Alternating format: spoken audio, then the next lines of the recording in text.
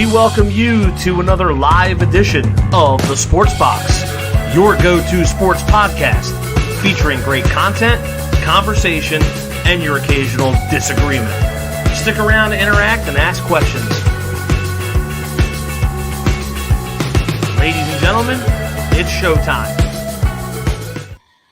Good morning, everyone. It is week 7, which means we are done 1/3 of the NFL season. This is Sports Box Week 7 NFL Sunday pregame. Brian Attard, Anthony Medio, Drew Trammell. We might see Tony Quigley. We might not. We'll see where that goes. Thank you all for watching. My voice is a little bit hoarse, but we're going to get through it. Apparently, everybody in the Northeast is sick. I guess I'm one of them. I feel generally fine, but I'm talking to 10 people. They all have voice problems. John Newman with the @everyone tag in Outside the Box. If you don't like it, get the hell out. I've been on that train for a while. But yeah, guys, listen, we are a third of the way through the season, and you're starting to see some separation. You're starting to see some of these teams jump up, teams fall away, and you saw a team go to 5 wins on Thursday night, and that was the Jacksonville Jaguars with a win over the New Orleans Saints 31-24. Trevor was 20 of 29 for 204 and a touchdown. Derek Carr, 55 attempts, 301 and a touchdown with a pick. ETN with 2 touchdowns. Kamara led the Saints in rushing and receiving. I was bullish on the Jags to start the year. I still am. I was not really buying the Saints before the year, and I'm still not. I don't think anything's really changed there. But, I mean, Saints defense is pretty good. They weren't that great on this night. Yeah, I was expecting a low-scoring game. The Saints, obviously, their games have been covering the unders. They've hit every under this year, so was expecting a low-scoring game. Didn't get that, Brian. Like we see, Carr dropping back 55 times is not a recipe for victory for the Saints. No. I know that for sure. Yeah, so good win for the Jags. I mean, going into New Orleans, not an easy place. They were underdogs. They went in there, took care of business. ETN having a great year, probably one of the best running backs this year behind McCaffrey, scoring touchdowns at a clip and accumulating yards, receptions. So, I mean, he's having a great year. Yeah, I mean, the Jags are on pace to do what we thought they were going to do. They're going to be a team. They're going to be a good team that's going to be there at the end of the year. I understand your reason to worry. I mean, they did lose to a team like the Colts. And so, but, you know, good win going to New Orleans. That's a good win. And Trevor Lawrence stayed healthy. I mean, he went in banged up, but, I mean, he played well and didn't extend his injury. So, good move. It's a good win on the basis of it's a road game in New Orleans because New Orleans is still a tough place to play at. It's a good one on that aspect. Everything else is complete baloney and bullshit from my side because I feel the Jaguars are not playing up to the standards and the expectations that we set them and other people set them. I'm pretty sure what Doug Peterson set for himself, especially with the inclusion of Calvin Ridley, who only had 1 target, 1 catch in the entire game. There's something wrong with the passing game. And let's just be frank about it. You know, Brian's Mr. Top 5, quarterbacks that he loves to talk about, which I'm pretty sure no one's going to push back on him, right? Trevor Lawrence hasn't been playing that great. Let's just call a spade a spade. Yeah, it's fair. He has not played up to standards. And that interception, Marcus Lattimore, which was an amazing effort play, if that doesn't get turned over, we're talking about a dude that has 7 touchdowns and 5 turnovers, or somewhere in that ballpark of a range, which is not good for a guy that's about to get paid big bucks. He's just there's something wrong. There's a disconnect, and you saw it in Calvin Ridley in the third. I want to say the end of the second, beginning of the third, gentlemen, where his body language was like it was AJ Brown-esque, might I say. I don't know what it is. He was banged up. He had a knee injury, but he led the team. I think he led the team in rushing if I'm not wrong, on Thursday night. Yeah, he had a couple big runs. He did. Yeah. So, I mean, from that aspect, that's great. That was great. But I think Evan Ingram was their leading receiver, or Christian Kirk. Yeah, But it's just, there's something, I don't know what it is. There's something wrong. Like, there's a couple games they've already had where he should have been throwing over 300 yards, and I don't know what it is, but I'm not considering the Jags a contending team, one of those scary teams. Their defense is I feel like they're gonna let up, and I mean this team had 2 turnovers in less than 1 minute, and they should have. I honestly blew out the New Orleans. Derek Carr is just terrible. So I mean, they're better off just putting a Jameis Winston in there. Chris Olave has become non-existent in the world of fantasy, in the world of football. Michael Thomas looks like his older self, so that's good. But I mean, Alvin Kamara is an absolute reception fantasy god. But that's New Orleans. There's always going to be issue at quarterback. There's no reason Jaguars should have put up at least over 35 on this team. I like their defense, but I don't like it that much for New Orleans. This offense should be rolling, dude, and it's not. Thank God for Travis Etienne. Thank God for for Christian Kirk and other guys. But this offense is just it's like you go to one of your favorite restaurants, you order your favorite food, but it doesn't taste right. That's what it feels like when I watch the Jaguars. So we'll see how it goes moving forward. I think they'll fix some bugs, but yeah, it is a good win. It's a good win. It's an away win. It's a tough win, but the Jags are going to be there. The talent's there. I think the coaching's there. I mean, it's just going to take. I don't watch too much of the Jags games, but I mean, from what you see, I mean, he gets the ball out quick. He's decisive, so I think the Jags are going to be there. Well, but they're right now they're 2 wins ahead of everybody else in their division. Yeah, and the division they're in. Yeah. The 2 closest teams, one's quarterback's out for the year.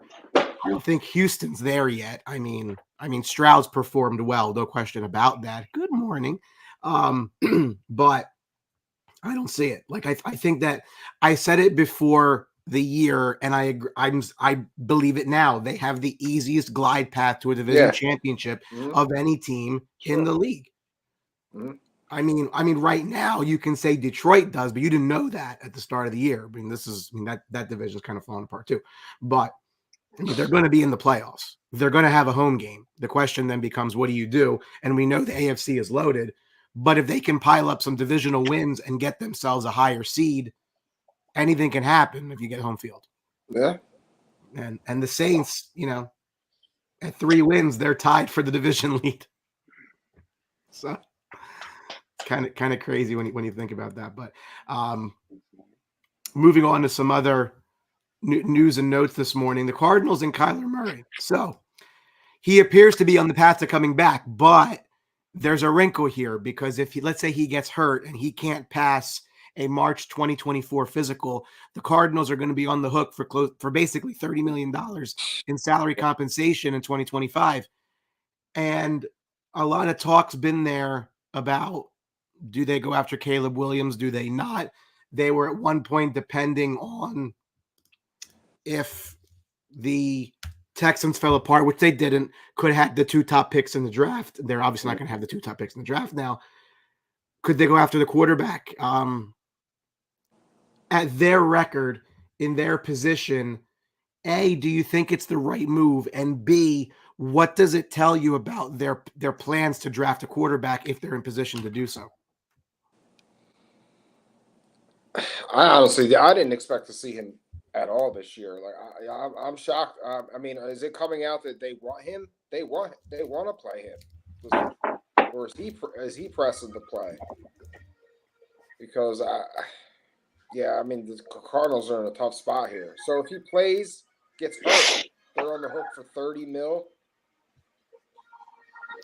Yeah, that's risky for a quarterback of his stature and the way he likes to play, running around. I mean, what are we going to see out of this guy when he comes back? I mean, he was playing horrible. He left.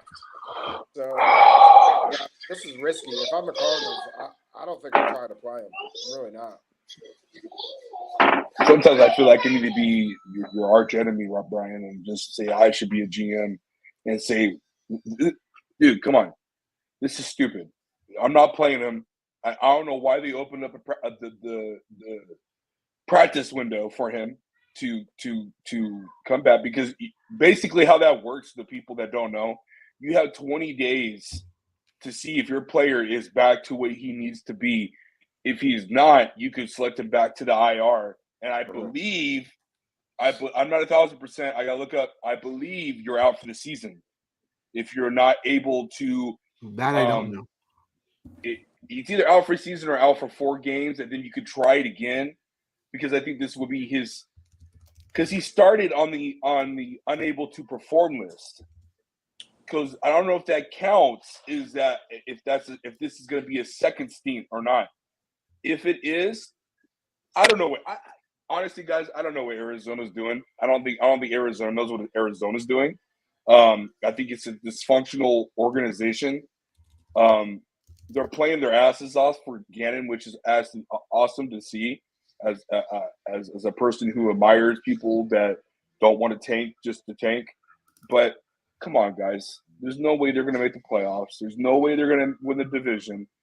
If I'm an Arizona fan, I'm asking my team to absolutely tank. I want to get rid of this Kyle Murray contract and just never think about it ever again and start over fresh. I mean, that's the enticing thing here for Arizona, and I believe they have. I don't know what their future looks like for draft picks wise, but the enticing thing here is they can do this thing all over again, but they'll do it with a proven college head coach in Lincoln Riley. That's the only thing that would be enticing for me. I know a lot of people don't like him, but I think he would benefit in the NFL. That's the only thing that would be enticing for me to get Caleb Williams to come over here to Arizona, would be to hire Lincoln Riley. But that's just me. You think they'd fire the head coach they just hired? Fuck yeah. Okay. They've done it before. Okay. They've done it before. That's the only thing that I could that I would say. But the Kyler Murray thing, I don't know why this is even a conversation. I don't know what they're doing. I have no idea. Unless they want to stick with him, then that's a whole different story. Then go ahead and play him. But I don't know. Well, I mean, we looked at their cap situation. I thought from the jump it didn't make sense for them to move on from him. I thought that the way it broke down, what are they going to do? Because they're stuck with him next year. I'm trying to find his deal. Okay. I mean, I don't even know another team. Like, how do they get out from under him? What team is they've got? accept? Yeah, I mean, they've got $35 million guaranteed for next year. If they cut him, it's $30 million dead. He's got an $81 million cap number next year in dead money. That's what I'm saying. Listen, so maybe they're thinking. Let's get him on the field, see what we got. And then listen. If we have to, we have to bite the bullet and build around him. They're gonna have draft picks, obviously. That's it. I mean, that's probably now you think about it, that's what they're thinking is. Let's see where he's at, what he's gonna be, get him on the field, and see and go from there. Is it a showcase? Right? It's no win, Brian. If he gets hurt, it's $30 million. If they try to cut him, it's $30 million, right? So, but that's the deal they signed. Like, they're not in a position to replace him. Exactly. Yeah. I mean, it was a little different, I guess. Rosen, that was easily. I think they were able to get out. Yeah. I mean, this is totally. That was a rookie deal. It was a rookie deal. This is totally different. I mean, they're gonna have to bite the bullet and just build a team around them. What about after 2025? Well, that's when things start to open up because the guaranteed money goes away. But you still, like, that's the thing is, like, you literally, like, there's nothing you can do next year. So I always thought that the idea that they were going to go draft a quarterback never made any sense because you're not going to sit there with a $51 million cap number on your bench. It's not going to work. I mean, it's just not. And if you're trying to showcase him to try to trade him, you're still going to have negative cap implications. Mhm. So, Yeah. Agree. Yeah, Should have never gave him that deal. They're going to have a shitload of picks, so they're going to have to do something with them. Right. So these teams are giving out deals like it's freaking yes. it's a brand new car. It's stupid. Yeah, and then and then he goes and gets hurt. It's like speaking of poor asset management, the Las Vegas Raiders are really good at that. They're telling teams that Devontae Adams will not be traded despite his public frustration. They sent first and second round picks in the 2022 draft to the Packers, signed into a 5-year $142, $67 million guaranteed. So saw this coming from a mile away. you knew it the moment he was traded. Yeah. This was not going to work. And it's like, we're fans and we don't know anything more than anybody else. And it's like, why do we know these things? And they don't. And then they trade the quarterback. The only reason he went there is the quarterback. Yeah. So, his best friend. So that makes it worse. So we're talking about bad contracts, right? So him right now, his cap number is low the next 2 years. The cap number is $44 million in 25 and 26 when he's 33 and 34. Yeah, when he can't do nothing anymore. So we talk about he will not be traded. Who's trading for that? Who wants to take on that financial liability? Yeah. Oh, yeah, again, yeah. You want to take it on? Okay. The Chargers. The Bears, they have a lot of money. I would rework it. I would rework his contract and make it beneficial for me. I mean, if you want, hold up. Let's be frank here. The Raiders coming out saying what they're saying is once again proving why they're idiots. There's no reason why they should come out and say, "Oh, we're not interested in trading him in the trade market." Why the hell not? Are you? He doesn't want to be there. He's voiced his frustrations the last 2 weeks. Why would you want to keep a player when you know that you're rebuilding? A player of that standard. Okay, this isn't Max Crosby where you have years and years left with him. This is Devontae Adams, who's 30 or 31. It's time to move on. And 1,000%. I mean, I don't even consider the Raiders rebuilding. I mean, they went and got a quarterback. They went and got a wide receiver. I mean, it's just rebuilding indicates you had a building at one time. This is like the initial build. Brand new one. This is like, we're putting the framing up right now. They do patchwork. They're like patching things in. Lee Mark Davis alone, he's a champion. Okay? Las Vegas Aces won, baby. So did Tom Brady. If I was in Vegas, my Aces wouldn't hold up. That's just the way it works for me. But go ahead. Yeah, unless someone comes and sweeps him up with a ridiculous offer, I mean, he's gonna be in hell there, and his stats are gonna take a hit. Definitely. Who's he got Big today, time. Brian? He's got Hoyer throwing them today. I mean, what do you do? Like, you are literally stuck there. You got your money. Yeah, got what he wanted. He knew that it was gonna be tortured there. He just didn't know that car was gonna go away. That's the problem. But how do you not know? How are these things not discussed prior to? What are your plans for the quarterback before I agree to show up there? Their season was a disaster last year. It kind of just crumbled. That's what leads the car leaving and not coming back. It's just, man, there's a lot of disasters in the NFL this year. Taking over that. Holy shit. There's some horrible owners in this league. It's just. There's only 32 of them. How many really are good? We had that discussion around quarterbacks too, right? Yeah, but like we said before, they are never losing money. So what's the difference? Right. Wrong decision, right decision. They just print it. Yeah. Coming into today, there are 5 one-loss teams: the Chiefs, the Niners, the Dolphins, the Eagles, and the Lions. How do you view these 5 teams? If you had to rank them any which way you want to, when you look at them, Do you see them as a clear separation from the rest of the league? Is this group where the champion will come from?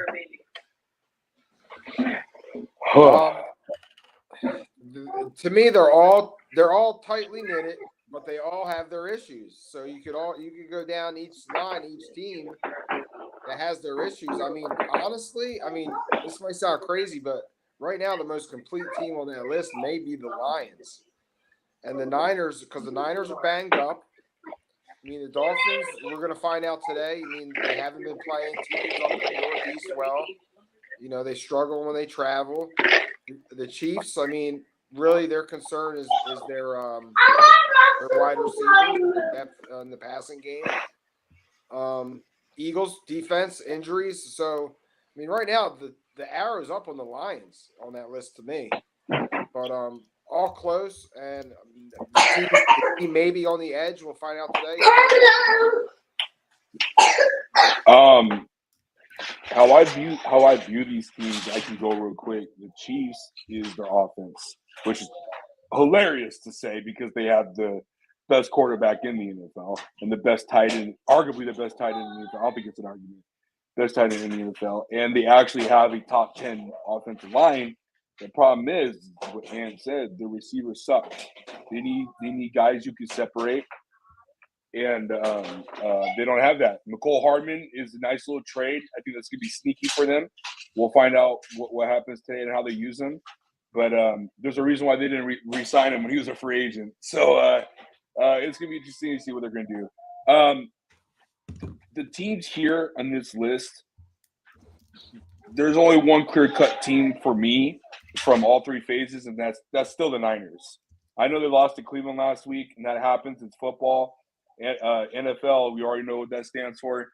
The Dolphins' defense has been gifted an easy schedule, and besides the two games, I'm gonna say one game. Besides the one game against the Buffalo Bills where they absolutely got dominated, we're gonna find out tonight what type of Miami team they're going to be moving forward, because their schedule gets a little bit more muckier, it gets a little bit tougher, and it's gonna be really interesting to see how this offense is gonna go against how offenses are gonna go against their defense, because their defense for Vic Fangio is not good.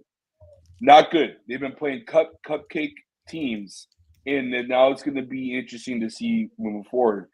The other little snippet I want to put in, this week, it actually started last week, but this week is a stretch of, I want to say, 8 games that the Philadelphia Eagles are going to be going and be tested like it's the gauntlet.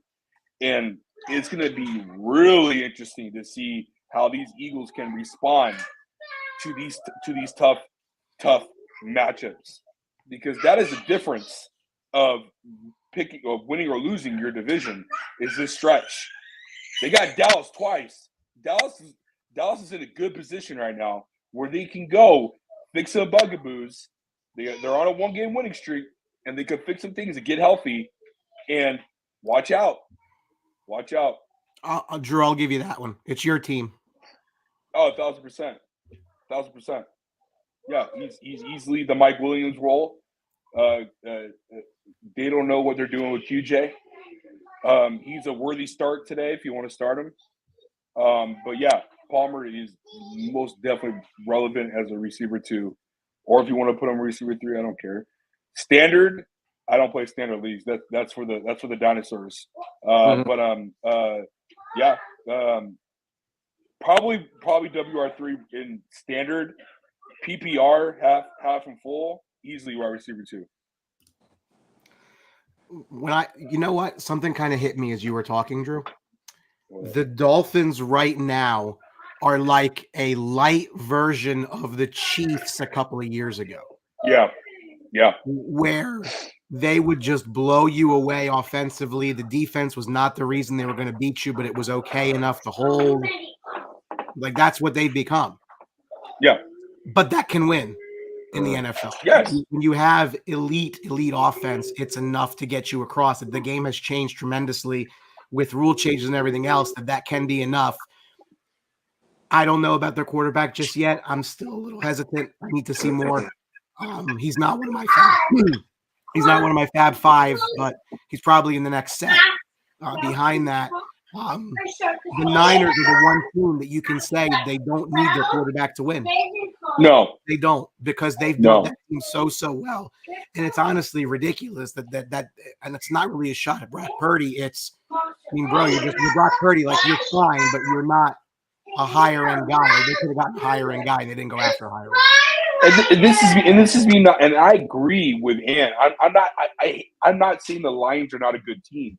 The Lions are exceeding the expectations, but my problem is that my expectations for them was last year, and they kept on just dropping the ball until the second half of the season where they went 8-1, and they missed the playoffs by a game. We're seeing the Lions this year finally playing consistent football, even though they had that one blemish against the Seattle Seahawks, and even in that game, they were in it to the last second, right? So it's like, I still want to see what the Lions can bring, Brian. And today is a day where we can really start talking about them, because they're going to get to, we can probably consider the next tier of good teams in Baltimore.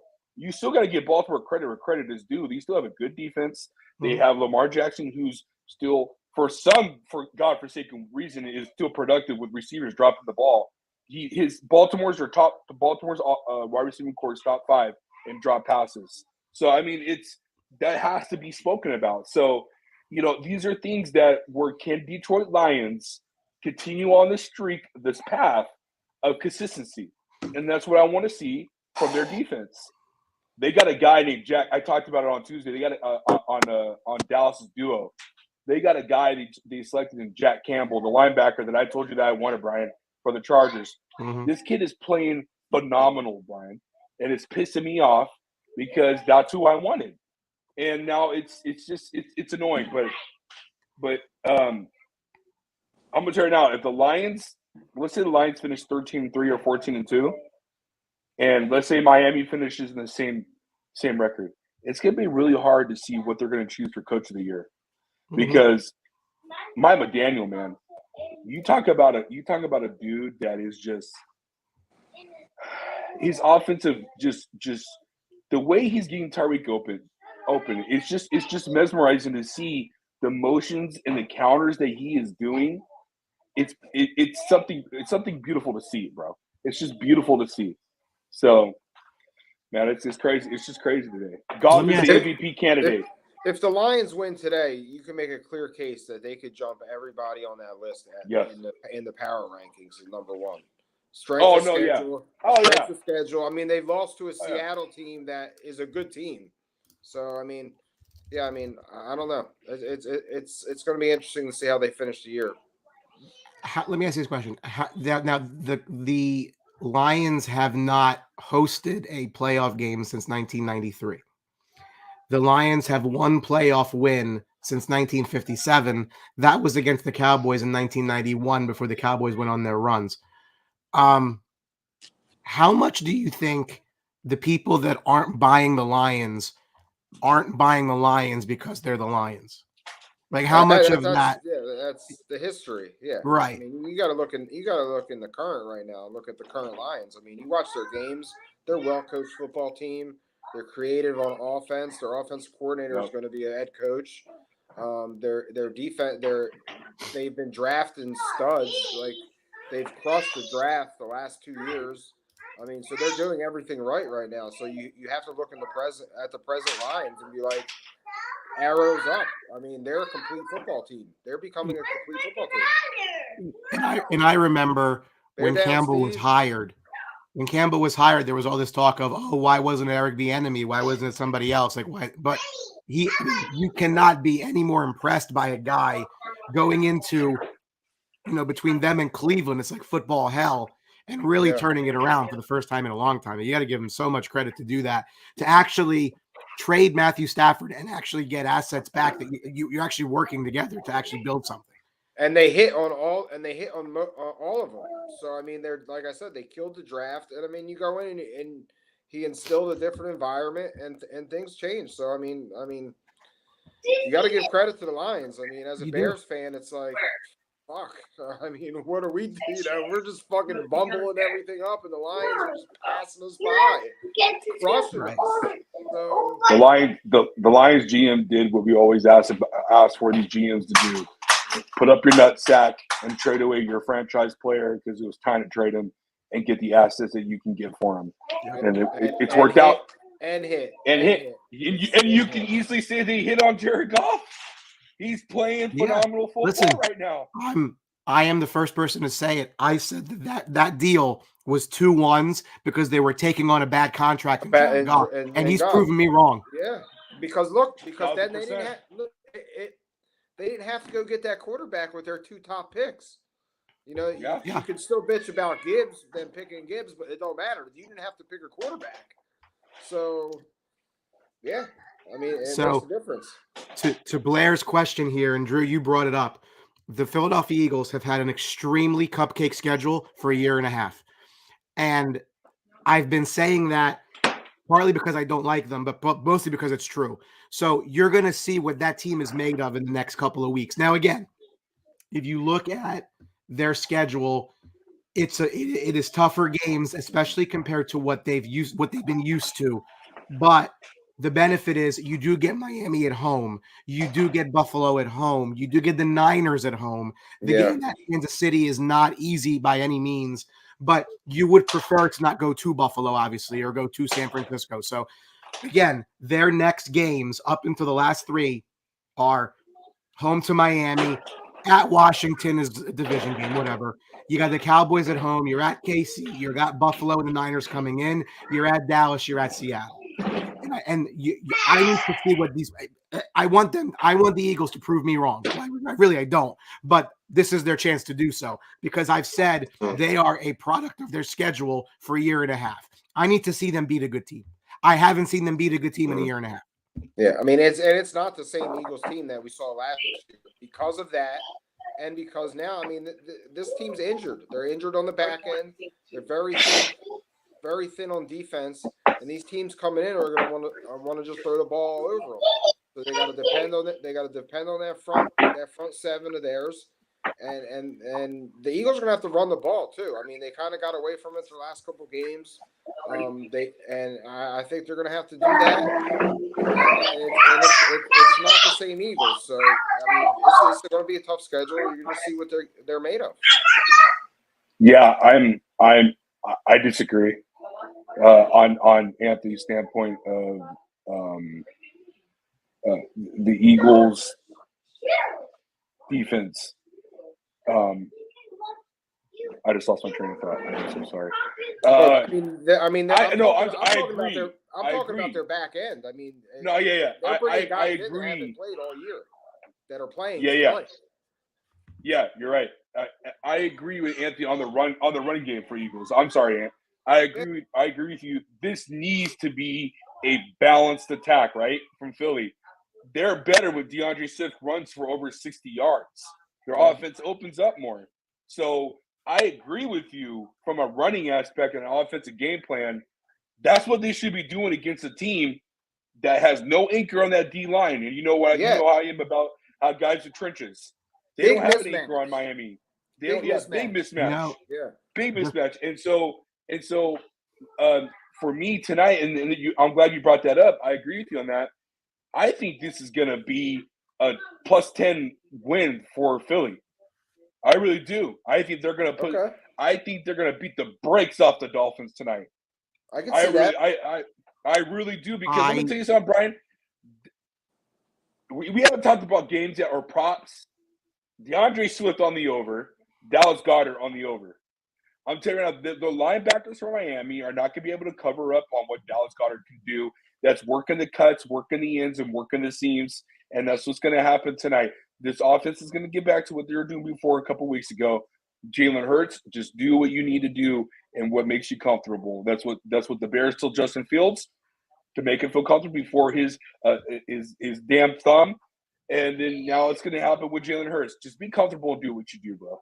Okay, we can't take this frustration out from AJ Brown anymore. Just play football and get back to Philadelphia Eagle football and what they do. Their front 7 is going to create havoc for Tua and that offensive line. I'll tell you right now, it's going to create some havoc. Well, we'll get to that game. I'm not going to get to I will say two things. There's a lot of excitement by the Eagles Kelly Green jerseys. The Eagles won absolutely nothing in those jerseys. So, like, let's just be honest, like those teams were perennially disappointing, which is kind of funny. But B, we're going to get to the game. I really think that the Dolphins' speed on the outside is going to be a big problem for them. They got older corners. They're not going to be able to keep up. And you can get that pass rush. You know how many times Mahomes used to just dump it off to Tyreek and he would just take it the rest of the way? Quick pass in and out. You're gonna neutralize that pass rush really quick. I think it's gonna be interesting to see how this game plays out. The philosophies and how they're gonna handle it. We'll definitely get to that game. The last thing I have before we get to the games of the day is there are 10 teams that come into the day with 2 or less wins. Those teams are the Packers, the Chargers, the Vikings, the Titans, the Bears, the Giants, the Pats, the Cards, the Broncos, and the Panthers. Which of these teams do you think is the best bet to turn it around, make a playoff run, and also the Bears? Which of these coaches do you think's on the hottest seat? And we found out this morning that it's not Bill Belichick because he signed a multi-year extension nobody knew about until today. They snuck that one in there. That's so stupid. I mean, talk about what have you done for me lately? You're just playing. Well, Ramsey wasn't even good last year in LA. That's not a really. I don't know if people are speaking up big about him. I mean, he's not the guy he used to be. So, for me, which of these teams is the best bet to turn it around and make the playoffs? None. Oh my God! No, you must. No. You're an adult. You must make one choice and defend it. I'll pick the Chargers. Yeah, I mean, how can you not? That group is bad, bro. It's your quarterback. I mean, I don't know. Yeah, I mean, all these teams are absolutely horrible. They're horrible. They are. Dude, football this year has been trash. Serious. That's why the unders are hitting 60% of the time this year. Because, is there? No, I'm just. Is there? I'm this much under the weather. I generally feel fine, but as of like Friday, I have what you had last week, Brian. So no, I haven't. My first Rangers game not until the end of November, but no. Is there any way possible Tennessee can make a quarterback change and I'll pick the Titans? But just trade for a quarterback. Just trade for somebody. I would pick Tennessee in a minute because I want the Chargers. Well, they're trying to trade Derrick Henry away. Well, eventually. Yeah, I pick the Chargers, man. I'm not crazy about their schedule moving forward. It's going to be hit and miss, especially with. I had a rant on Tuesday. I told the guys I don't want to talk about the Chargers anymore until they're relevant. I want the head coach and the GM gone. It's time to clean house, especially after today. If we get our ass kicked, which I'm newsflash, I think we're going to get absolutely our ass kicked today. I'm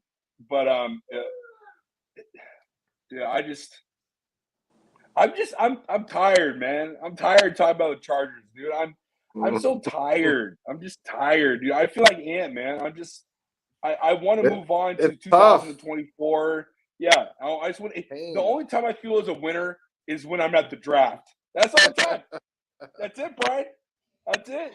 So you have the 5 rings. You can able to go back and say, I am a champion. Team's a champion. Anthony could say that back in 1945 during World War II. But I wasn't even freaking in my daddy's nutsack yet. I mean, it's just like I haven't won a damn thing, and I am over it, dude. I am so over it. I mean, it's just I'm lost. I'm a lost man. I am a lost man. I'm done with the Chargers right now. To answer this question before Drew goes off the deep end, the Packers' schedule the rest of the way is at Denver, home to Minnesota, home to the Rams, at Pittsburgh, home to the Chargers, at the Lions, home to the Chiefs, at the Giants, home to the Bucks, at Carolina, at Minnesota, home to Chicago. That's a glide path. Oh, man, that's a beautiful path. Right? So if you're 2-4, if I think you're going to lose to the Chiefs and the Lions, now you got 6. You lose another one, you get to 7. they can easily get to 9 or 10 wins with that schedule and find their way as a 7th seed in the NFC. So for me, based solely on the schedule, it's Green Bay. That is not me rubber stamping Jordan Love at all, because I think I've been proven right on that on many different ways. Not that I care about being right, but I think I've been proven right. They got, I think, the easiest road, So, Brian, as a Bears fan, I'll take the Packers being in the middle of the pack. I don't want them a chance to maybe get a quarterback, maybe get someone that can change their franchise. So let them be in the middle of the pack, and no more more starting quarterbacks. I mean, that is true. Yeah. No, I don't disagree with you. I think their defense is underrated. Yeah, I don't a little bit. I don't like Love a little bit, but it's enough to get by to win a couple games and get your ass kicked in the first round of the playoffs, and that's. And you're in the NFC. Yes, that's the other thing too. Yeah, I was gonna say in the NFC as well too. If we look at this grass of group, honestly, to be really frank with you, who should be up there besides Brandon Staley? Because I think Brandon Staley is number one, because just based on the talent alone. But then we have to look at his past. The biggest knock here, dude, is it's not going to happen. But Sean Payton. Mm-hmm. I knew you were going there. Just because of the hype, the talk. People had Denver making the playoffs in the preseason when all the analysts and all the columnists would pick teams. Some people considered them to be championship contending team roster. I don't know what they were saying, just for him talking shit about Hackett. The more and more of these stories come out about Russell Wilson, the more and more I feel bad for Nathaniel Hackett. Seriously, I do. There's only been one guy that's came out to defend Russell Wilson during that whole trial, and that's Jerry Jeudy. And Jerry Jeudy soft as ice. And Drew, oh yeah. But I'm not. Drew, But see, that's all the reason to defend Sean Payton then, because why? Because of Russell Wilson's play. Sean Payton doesn't play. No. He doesn't play. Their offense hasn't been that bad. Their defense has been awful.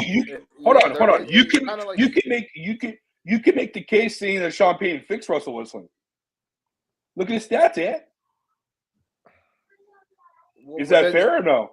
Yeah, the offense has not been the problem. No, you're right. Yeah, the offense isn't the problem. But if you really want to defend Sean Payton, Russell Wilson isn't the same Russell Wilson. He's not that really good of a quarterback. No, he's not. No, you got to. They're not putting up enough points. You could say his stats are good, but they're just not putting up numbers that could hide their defensive efficiencies. You know what I mean? It's just not. I don't know. I just think I think Russell Wilson's is in a decline. When you watch the Dolphins, the Broncos. You could tell your eye test. He's not the same quarterback. But that's age. It happens. Yeah. So that's why I can't put Sean Payton on the hot seat.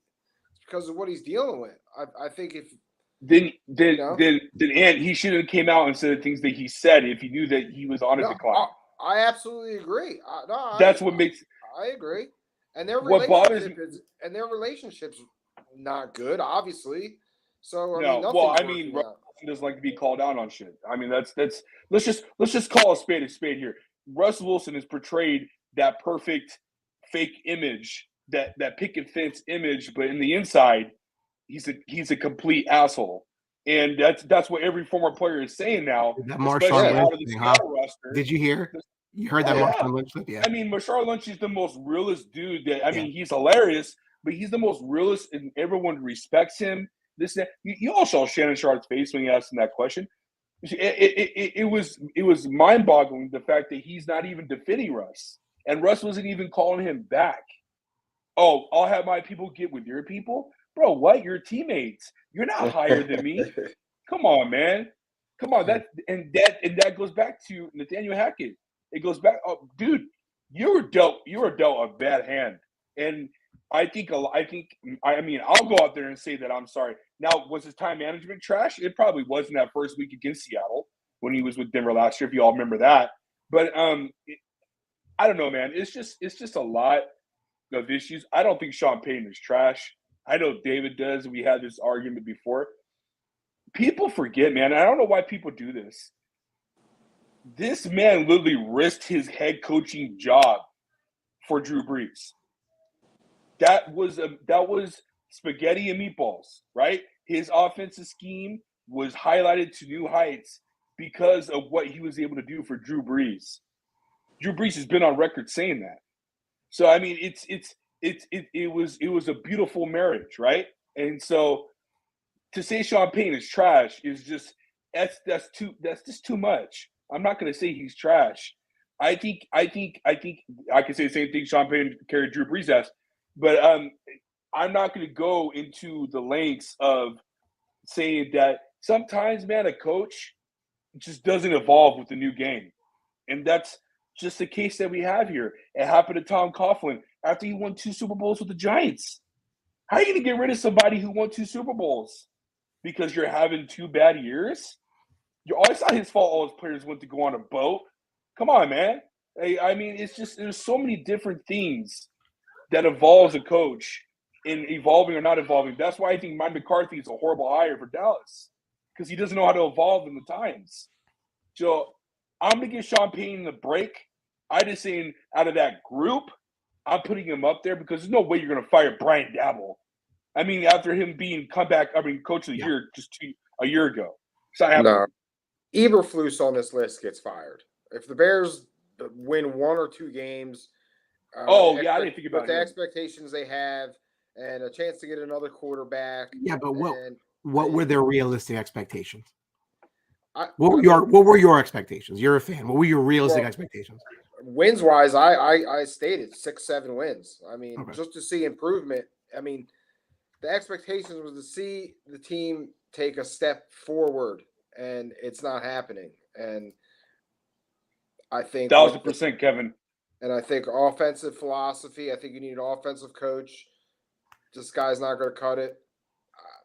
On that list, he goes, and I think he's going to get fired. What about your GM? Well, I mean, they just brought him in. I mean, they're going to. I mean, and I don't think he didn't draft Fields. Yeah, but listen. I've been on the fire Brandon Staley. Made a good trade. I've been on the fire Brandon Staley train for like 2.5 solid years. Like that's got to go because you are. Everybody sees it. Everybody says it. You're wasting a future Hall of Fame career. Yeah. If the Chargers, but Brian, so is Tom Telesco.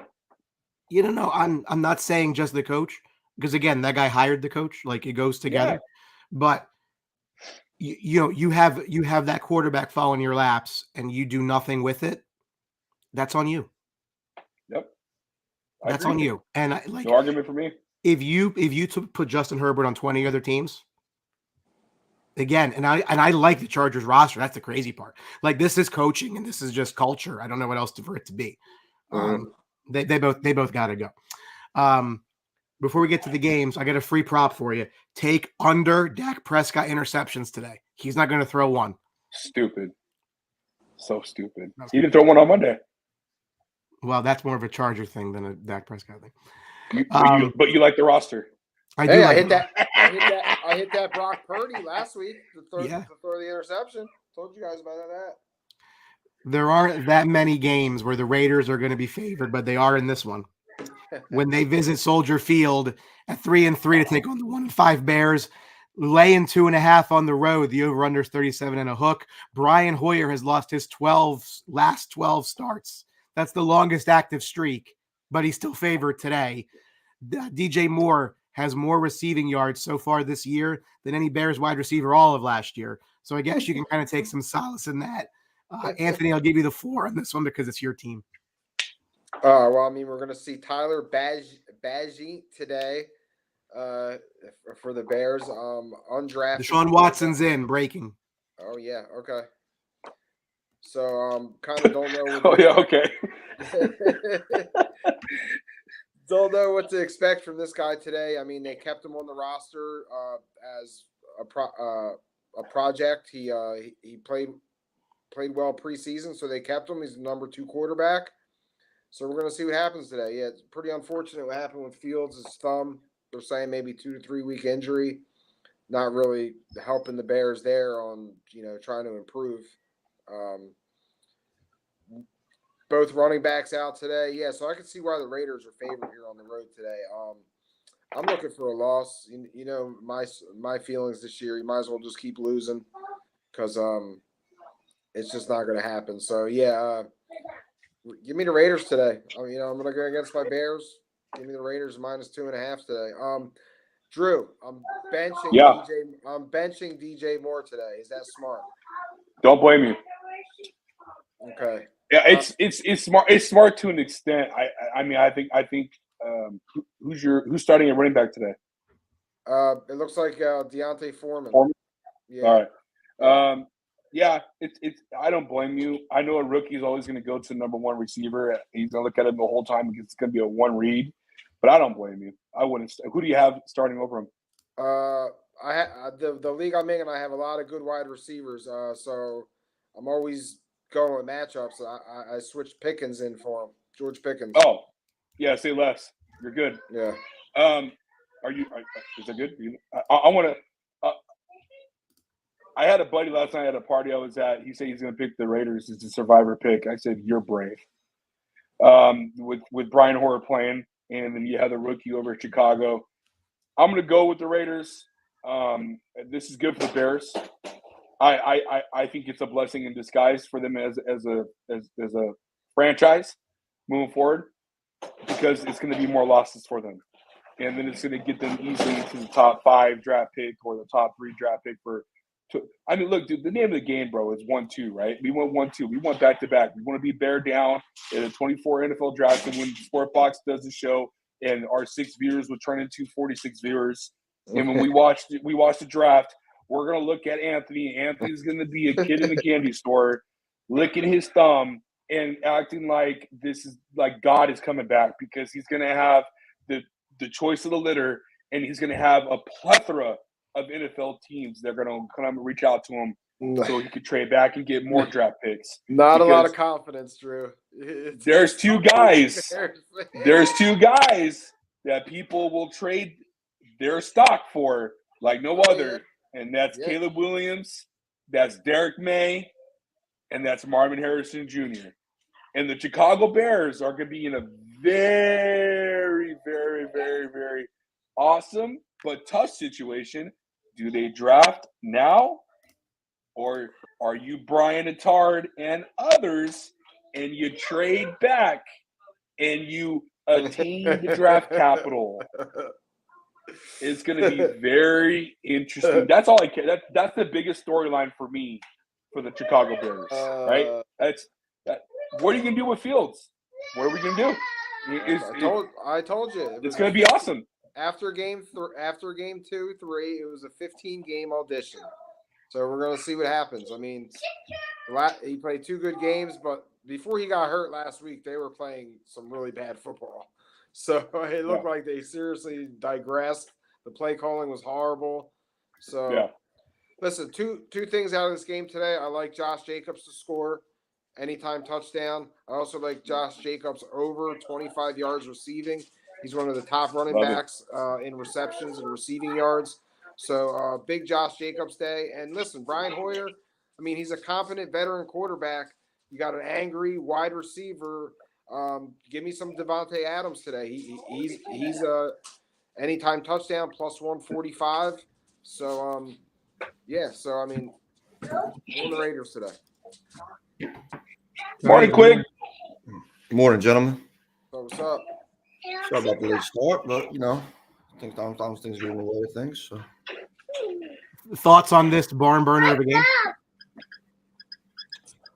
It's battle back with quarterbacks.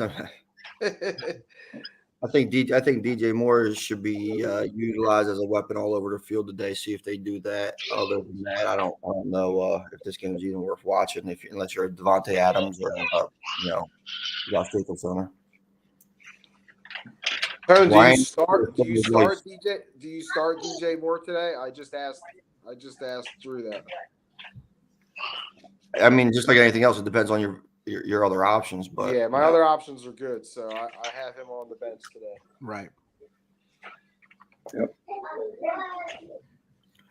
Well, the 3-2 Browns get back their starting quarterback today. Deshaun Watson's going to play at the 3-3 Colts. They are laying 3.5. The over-under is 40. Cleveland is 3-13 following a win since 2021.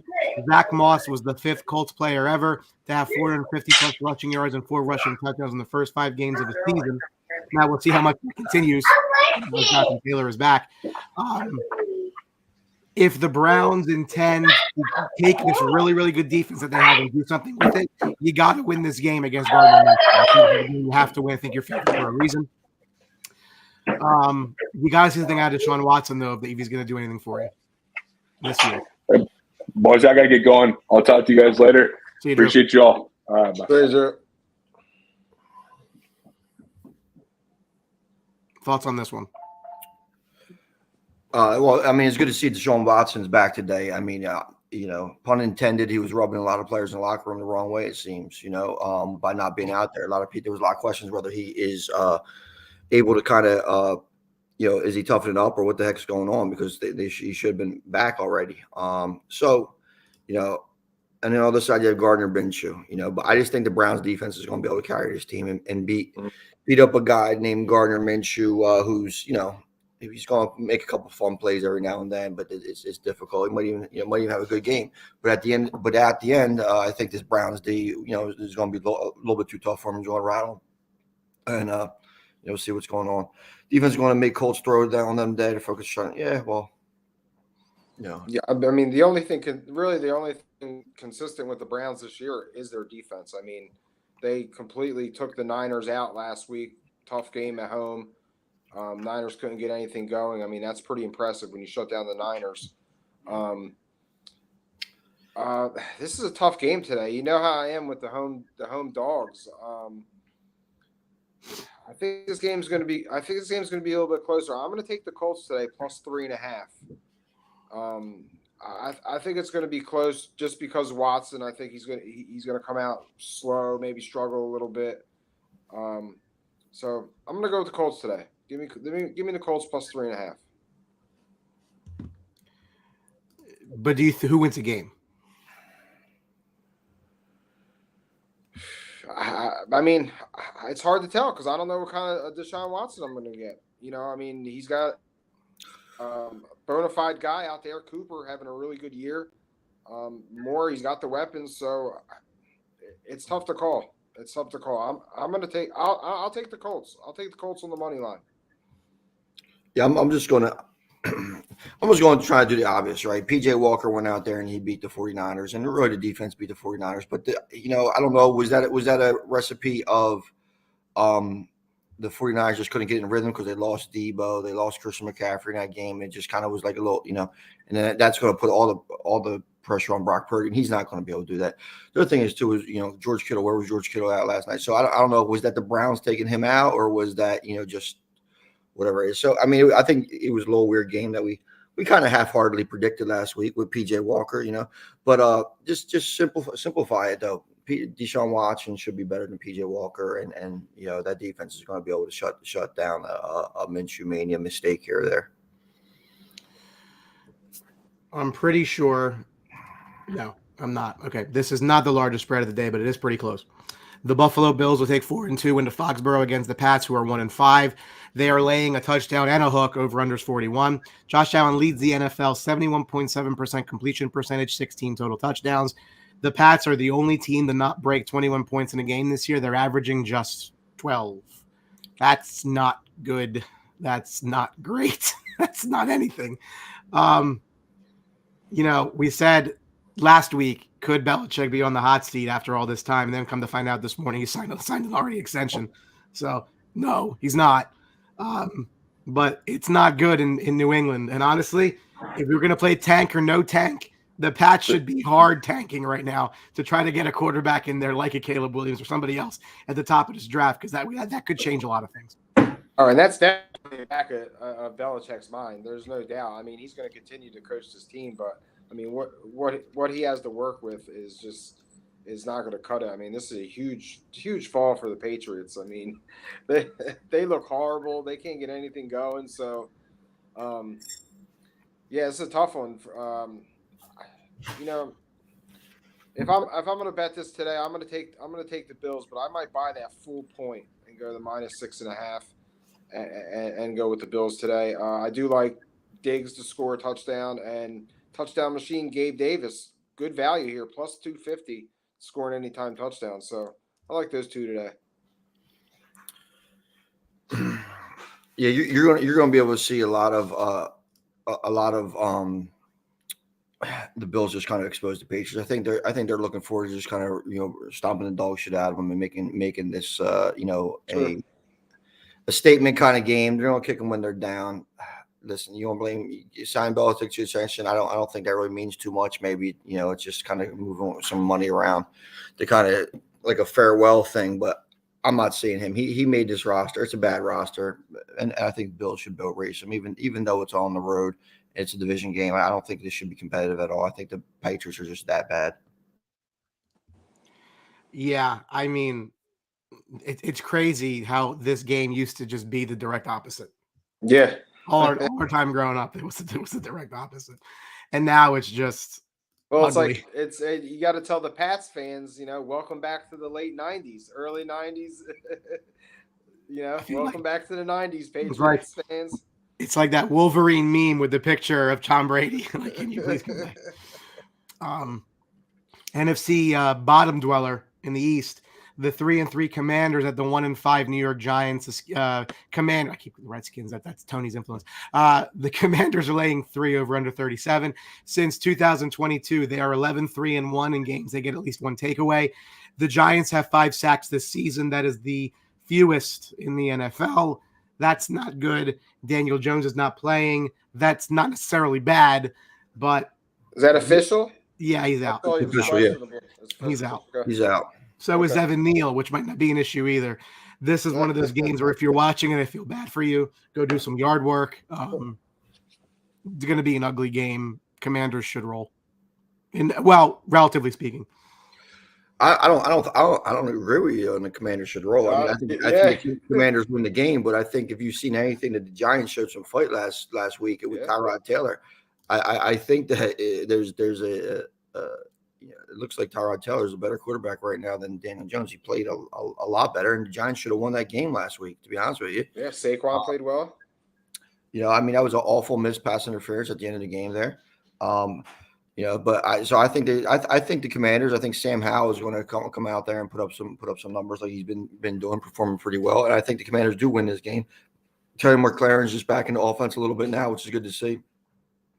But I think this is going to be your classic NFC East, battle. Redskins win slightly, and I think they cover. But this might be a little bit of an ugly game, but you still got some players to watch out there. Like Saquon's going to be making plays and is going to see what's going on. But Giants aren't going to lay down to this team at all. This is really a good show me game for the Commanders defense because this is an offense they should be able to shut down. That star-studded defensive front line should be able to kind of destroy this Giants offensive line. So it's going to be a show me game, and the Commanders should win. They should cover, but I think the Giants give them a pretty good fight. Yeah, I mean, I'm buying the half point today and taking the Giants, and maybe a little sprinkle on the money line. I think the Giants can hang it in there, like Tony said. I mean, they put up a fight last week. Saquon came back, looked good. I think he 90-some total yards. Tyrod Taylor was running the offense, so and I'm not too overly impressed with this Washington team. We know we've seen them get blown out by the Bears, and so. Yeah, I like the Giants today at home. Give me plus 3.5. I like Saquon anytime. A guy on Washington's side, Brian Johnson. I like his numbers today. I like his over in rushing. The Giants have been getting a ton of rushing yards. He's plus 115 anytime touchdown. So Brian Johnson on Washington's side. But I'm going with the Giants today. Very many people in our nation's capital will be very highly upset if the game managers can't win this game. How about? Would you be surprised? I guess no. I guess this is the NFL. Yeah. How about both of these teams having at least a 500 record? The 3-3 Falcons at the 3-2 Bucks, with the Bucks laying 2.5 over under 37.5. Desmond Ridder 0-4 on the road career as a starter. Tampa's got the number 1 red zone defense in the NFL, allowing just a 23.1% opposition red zone touchdown percentage. There's something to be said about that. The Falcons passing game has seemed to actually be somewhat relevant the last couple of weeks. We'll see if that continues, especially in the red zone today. But there's something about Desmond Ridder can't seem to win away from home. Don't know what that is. Don't think he's very good by any means. I think he's not the answer there, but they have seemed to be an okay team this year, surprisingly enough. Yeah, when you run the ball and everything that Falcons do, and they try to do ball control, but they're going to be competitive, and I don't think their schedule has been too difficult. As far as what's out there for them in that division, it's hard to have a difficult schedule to that you shouldn't compete with. My question is going to be what is this Tampa Bay Buccaneers team going to come out and show? First of all, they're only 2.5 point dog favorite today, which is a little alarming against a team that the Falcons they kind of showed a little bit, but how unprepared were they for the Detroit Lions last week? They didn't seem, Baker seemed bad. They didn't use the bye week to prepare. It seems. I mean, or is the Detroit Lions that good that they really exposed the Buccaneers? So, I think that once they get on the field today, they're going to have to show what team they actually are, and they're going to have to find their identity. They should beat this Falcons team. The defense is good enough to stop a pedestrian to bad offense, and just about Baker not making the mistakes. They just got to get the ball to big Mike Evans and figure out some kind of running game. Keyshawn Vaughn kind of was used a little bit more last week too, I think. But I think that this is a game where the Buccaneers need to come out and get. And I don't see the Falcons being able to pull it off. It's going to be a close division game. I think we're going to have a lot of them today. Close division game, but I think the Bucs defense should be the difference maker. Bijan Robinson over 3.5 catches today. Ritter's been throwing the ball a lot to him out of the backfield, so I think that's a number he easily hits. Yeah, I agree. This is a tough game to call. I mean, like we said, you're not even catching 3 at home. You're a 3-2 ball club. That kind of scares me. Even the over-under, 37.5 is pretty low today. That's really low. This is a tough one to call. Ridder not good on the road. They have been playing well offensively. Pitts has been getting involved. Drake London has been getting involved a lot more. The offense is moving. I'm going to go with the Falcons. I'm going to take the Falcons today. I saw today earlier 70+% of the public are on the Buccaneers, so I'm going to buck the public today, and I'm going to take the Falcons. That definitely can be a winning strategy, to say the least. Well, I mean, you know what? Listen. What was the craziest comeback we've seen in college football history in the last how many years? Right, was that Colorado game? Yeah, 90% of the public was on the Colorado. It's a popular team. Yep. Sometimes when the public leans so hard, weird things happen. Like blowing 29-point leads and that kind of stuff. But yeah. The last of the 1 p.m. games is going to be the best of the 1 p.m. games. The 5-1 Detroit Lions visiting the 4-2 Baltimore Ravens, who are laying 3 at home. The over/under 43 and a hook. Detroit's won 4 straight games by 14 or more points in 1 year for the first time since 1934. That's a long time ago. For Baltimore, 11 different players have at least 1 sack this season, so their defense is coming to play. This is a very good test for the Lions. It's a road game against a good defense. You really got to see what you're made of. You really can flip the narrative a lot. I mean, the Lions, yes, they did beat the Chiefs, and that was a narrative flipper too. But you go into a place like Baltimore, play good defense against that offense, and put some points up, people are going to start taking you more seriously. We talked about earlier in the show of the 5-win teams, like who fits and who doesn't. And everybody's kind of like, well, the Lions are the Lions, and eventually they won't be. Here's a good way to kind of shake that off if you go into Baltimore and play well. Yeah, I think this is going to be a really fun game to see what we got on here. I mean, Jared Goff is really slinging the ball today. Just address Austin's point here. The narrative has been that golf on the road is not good to play in fantasy, and you play them at home. But last week he kind of exposed that, and I don't know. I'm not ready to say if that Baltimore defense. I think it might be a little bit better than Tampa Bay. Also, I'm always leery on back-to-back road games in the NFL. I think that's always a difficult part. But this is a great matchup. I mean, Aiden Hutchinson is going to be chasing Lamar Jackson all around the field. Then you got the weapons. I think Jamison Williams came out last week and showed he could stretch the field. Sun God is back. That's our guy. I think he has over 6.5 receptions today. Mark Andrews. This is a tough game to call because I think this is a really good matchup. I'm gonna say that just because of the back-to-back road game, I think Lamar Jackson makes a play. Maybe Zay Flowers gets involved for Baltimore to pull this game out. I think this is going to be a dogfight, and I think even if this game is lost by Detroit, it's not indicative of what type of football team they are. I just think it's just a bad spot for Detroit right now, and I do like the over 43.5 as far as Kevin mentioned about points being school. I think that's a little bit too low. There's too much offensive talent on the field, and that kind of wins out in the NFL. So I don't think it's a big quarterback. The only thing I haven't checked about this game that might be a differentiation is the weather. Yeah, very windy. Yeah, so I mean, Jackson has a rocket. Golf doesn't go downfield too often, so we'll see how that is. But give me Baltimore. I'll lay the 3. I think they win this game. As important as Montgomery's been, though, do you think this is going to be Gibbs' show alone for I think the first time all year? Craig Reynolds is playing. Well, you say well like that, but the kid gets carries. You know what I'm saying? It's like he's like one of them guys that everybody's like, oh, David Montgomery's out. Jahmyr Gibbs is time to shine. And then it's all, Craig Reynolds gets 15 carries. Yeah. Montgomery's definitely missed in this offense, especially today against this Ravens defense. You need a guy that's really going to stick his nose in there and get the tough yards. Not really sure if we've seen that from Gibbs yet. Craig Reynolds, he does do that. But, Montgomery's a big loss in this offense. I mean, it gives Detroit a lot of identity.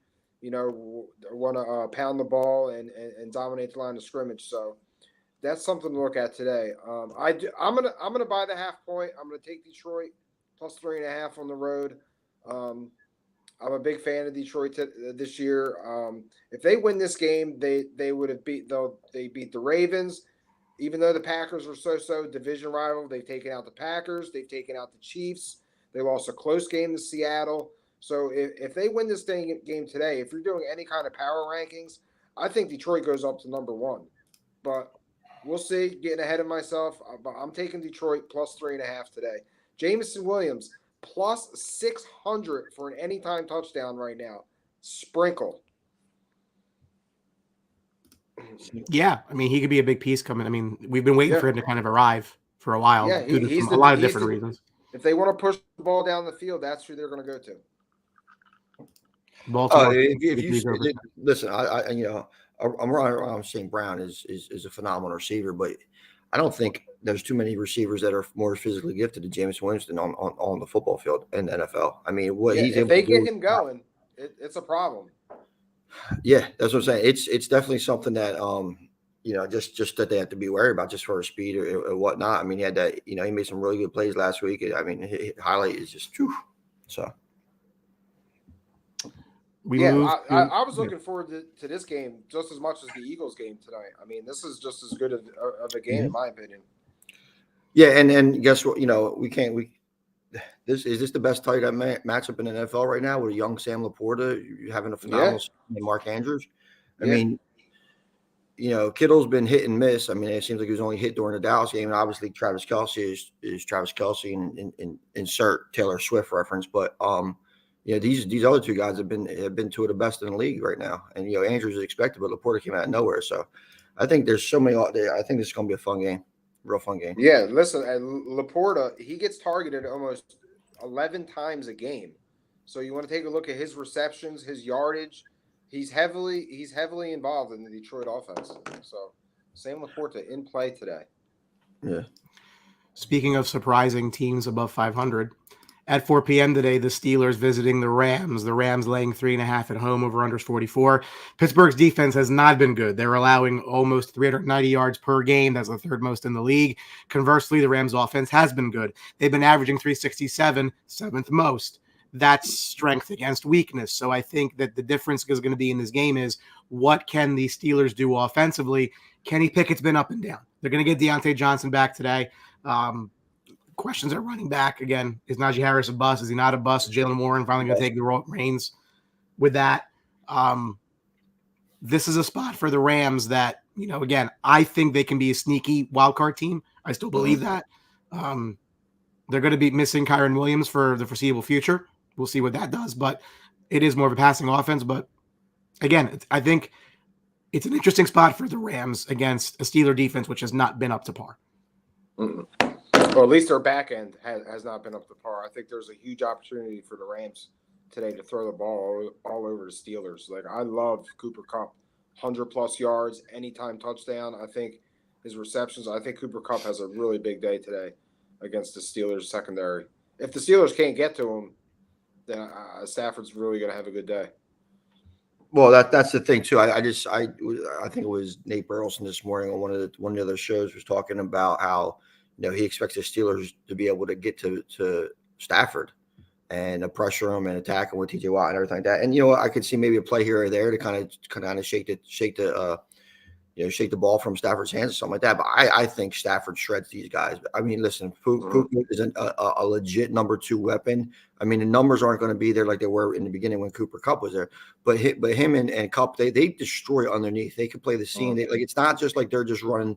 They're quick outlets. They get the ball. They make things happen. And I think Stafford just absolutely shreds the Steelers defense. And they're slinging today. They have no running back.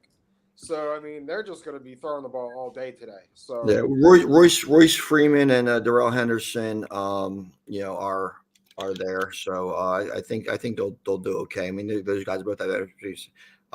Napier talks Jeff Wilson. I'm avoiding Jeff Wilson. I like to see what he is. I think they love Jeff Wilson though. I think Oh yeah. I think Raheem Mostert are going to be sadly mistaken once Wilson starts playing because he's such a good blocker for what they want to do, and protecting Tua is paramount. If I had to take a flyer, I'd take a flyer on Henderson just because he's receiving back out of that backfield, and I know they're going to be throwing the ball a lot. Mason might get you a vulture touchdown. I think depending if you're full. How about this? Real simple. If you're full PPR, I go Henderson. If you're not non PPR, I think Mason actually plays and probably gets in the end zone. Thoughts on Puka for a touchdown? Sure. I mean, yeah. If you think if you feel like we feel that they're going to be throwing the ball, I mean, it's always an option. I think I see plus 160, good value. They're going to be locally here at 4 p.m. The actual largest line of the day is in Seattle, where the Cardinals at 1-5 are going to be visiting the 3-2 Seahawks, laying 9.5. Over under is 44. I guess I missed my note on Seattle, but that's okay. At 1-5, Seattle, the Arizona has the fewest wins through 6 games since the franchise moved to Arizona. I will update my note and say that DK Metcalf is a game time decision. So the problem with that is if you're playing fantasy and you don't have any kind of contingency rule, you're not going to know by 1 o'clock if he's going to be there for 4 o'clock. That's a bit of a concern. But contingency rule is the dumbest shit ever. Yeah, we know. That's fine. Pussy fucking. Absolutely, it's great. Thoughts? This is a game that Seattle should win regardless. And I wonder if DK's not 100%, which he's not, do you not play him because you think you can win this game without him and not risk injury? Well, listen, this game, right? DK isn't a factor in this game. They got Smith, they got Lockett out there as well. They have viable receivers, but this game goes through Kenny Walker, right? I mean, that's what it is. I like Walker. I think he has a huge game today. Seattle pounds the Cardinals, who show a little fight and then they kind of fade away. I think what you saw in the Cardinals this earlier in this year was your typical, I guess, in the finance terms, at the dead cat bounce, right, Brian? I mean, they're done, and then you have to show a little life, and they're like, no, it's actually dead. So I think, Kenny Walker over rushing yards. I think that they kind of run through them. It'd be interesting to see what kind of day Geno Smith has. He's been up and down, fantasy wise. But this is definitely a game where you could kind of get right. Where I don't think Arizona shows too much fight. Yeah, like Tone said, this is a Kenny Walker. I knew day. Kevin would make that comment. Kevin's a market guy too, so I knew he'd make that comment. I mean, I saw Kevin has Smith the Jigma for a touchdown, but I'm going to give Kevin another guy is Jake Bobo. Look out for him today. Plus 195. Got a lot of targets last week. So, yeah, if I'm looking at that, I mean, Seattle should take care of the Cardinals today. I'm even going to swallow the 9.5. I'll take the 9.5. Give me Seattle. Sprinkle a little Jake Bobo just for the fun of it. And here we go. Yeah, you got to like Seattle here. Again, could they cover the 9.5 back door? Sure. It's a lot of points, but I don't know. I'm not. Seattle should be fine. Yeah, I go more props than that. Yeah. I'm not touching this game from a point. I mean, there's still division games, big spread in division games. Not a good way to win money. Yeah. Although, the Bills and the Pats might be a decent one. I'm not even messing with that. Yeah, not even messing with that. The Nathaniel Hackett Bowl in Denver. But Brian, real quick before we get into this, I just want to explain why you don't get into that, right? There's so many other better bets out there that you can make. If you have $300 you want to spread out today, don't double up one of your other bets. Don't risk it on a division game that's on the road. There's just so much money out there. Like I hate to bring this up, but like when you're talking about we talked about the game, road games. You don't take a road team in fantasy. I mean, not in fantasy, in suicide pools. It's just other options out there. So it's just just kind of one of the things. Well, that was more of if I'm going to use a team, I got to use them now because I can't use them for 9 weeks. Was kind of my thought with that, but that's okay. It is what. Hey, listen, the result was fine. It's okay. Well, you took the Eagles. That's right. Yes, that's what it was. Because now they're entering their gauntlet stretch. So if I wasn't going to use them now, I never would. Well, you're not going to use them anyway now. That's true, but you know what? They lost. It's okay. Fine. I haven't used Philadelphia yet, and when I have to, I will. But so if I could survive the next few weeks of their gauntlet stretch without using them, then I'll be in good shape when I could pull the trigger when they play the Giants.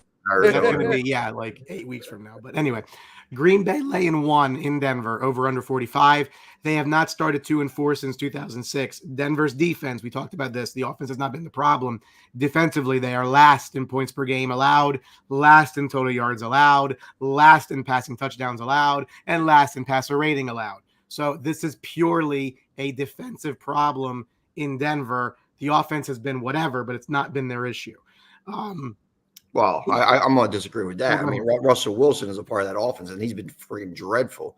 Okay, someone agrees with me. Drew was bucking me. Listen, last year when we were watching Russell Wilson throw balls into the naked hitting the 30-yard line, he still was sticking up for Russell Wilson. I don't know what his low share is. I don't know what he's looking at either. That's because he's talking. I need 30 seconds. I'll be right back. Yeah, go ahead. He's talking about firing Sean Payton, but Sean Payton don't play quarterback. We just had this conversation last week about who is Sean Payton's not on the hot seat. Drew, if you watch football and you watch Russell Wilson play, he didn't play good last year. He's not playing good this year. So there's nothing to there's nothing to kind of put out there like this is a bad defense game. Yes, the numbers are skewed a little bit with the numbers are skewed a little bit with how they played and they got lit up by 70 points and everything like that. But I mean, this is a defense that we all seen them hold Kansas City to 19 points, right? Yeah. I mean, so yeah, it's not pretty. It's not a good defense by no means, but they don't have the quarterback on the other end to kind of do it. We mentioned the Jerry Jeudy nonsense. Javonte Williams doesn't seem like he's panning out, injuries, whatever. But going to the Green Bay side of the ball, I think this is a big test for Jordan Love. I think Christian Watson, Aaron Jones should have a great game, but he's banged up too. I mean, he's kind of a game time decision. So I don't think there's really anything clear here as to what the recipe is for Green Bay and their offense. But holding KC to 19 points, I don't know if it's more victory to have a little bit extra time to repair, to heal up. If Denver looks awful and Green Bay kind of goes out there and shows them up, I don't know. You can't do nothing in midseason with Russell Wilson, but maybe something before the trade deadline. Maybe they could. That deal's Yeah. tough to move, man. That is a very tough deal to move. It's a Yeah. lot of dead cap. Yeah, now after next season, things kind of open up, but it's just how it's Yeah. structured. I mean, for me, I mean, this is a big game for Jordan Love. I mean, if you can't perform and produce against this Broncos defense, who's right now horrific, I mean, then Green Bay has to step back and look and say, what are we doing? Because Yep. he struggles today. It's some red flags. Well, it's six interceptions in the last 3 games. Against Las Vegas, he threw 3 interceptions, which Las Vegas isn't a good defense at all. He looked bad. I mean, I think a bet here would be, well, Austin Napier says about the Russian touchdown. I like Jordan Love's rushing yards in this game, but this is a show me game for him. We'll see. Yeah, And I think Patrick Kane is playing, so it's not easy. Yeah, props here. I like Christian Watson today over 51.5 and the score touchdown. I think he could get it done against the secondary. I think with Jones banged up, I think really Watson's the go-to guy there. So, I mean, if you can avoid watching this game, I would. Oh, absolutely. I would do something else with my day. I'd be watching a different game or just no football at all. I mean, this is not going to be, there's always these clunker games. The last of the afternoon games, as Drew said, is not going to be pretty. The 2-3 Chargers coming off that loss to the Cowboys at the 5-1 Chiefs, who are laying 6 at home. The over-under is 47.5. Austin Eckler leads the NFL with 39 scrimmage touchdowns since 2021. Pat Mahomes is 16-0 career at home with teams with a losing record entering the game. The Chargers have a losing record today. So that's a trend. We'll put it lightly. The problem for the Chargers, and we kind of talked about this last week, is, their schedule also, if I recall correctly, does not bode well for that. Well, I take that back. The next 2 games are extremely winnable. Okay, so the next 2 games after this one they got the Bears at home and they go play the Jets. So if you lose this one, you'll probably be 4-4 by the time the Lions visit on the 12th. And if you lose any of the next 2, your coach, you're done. Yeah, you know what? If you lose either of those 2 games, the coach needs to be fired on the spot. Yeah, that's it. But they're not going to win today. I'm pretty comfortable saying that. Yeah, but the problem here though is Kansas City never covers. Yeah, so too many points. KC probably beats him by 4, in another ugly game or something like that. We'll see what happens if McCall Holder, he is going to play today, and see how he, is he the. I don't know. Like he gets to Kansas City, and are we supposed to be excited about it? I mean, he never really was anything in Kansas City except game or two. Valdez Scanning in this offense has been the more consistent receiver, but on the field, but that's not saying much about production. So it's kind of like, is this just somebody to open up a little passing lanes more for Travis Kelce? I think this game's going to be a little bit closer than what it says. I mean, right now I think it's a 20. Look at the spread, right?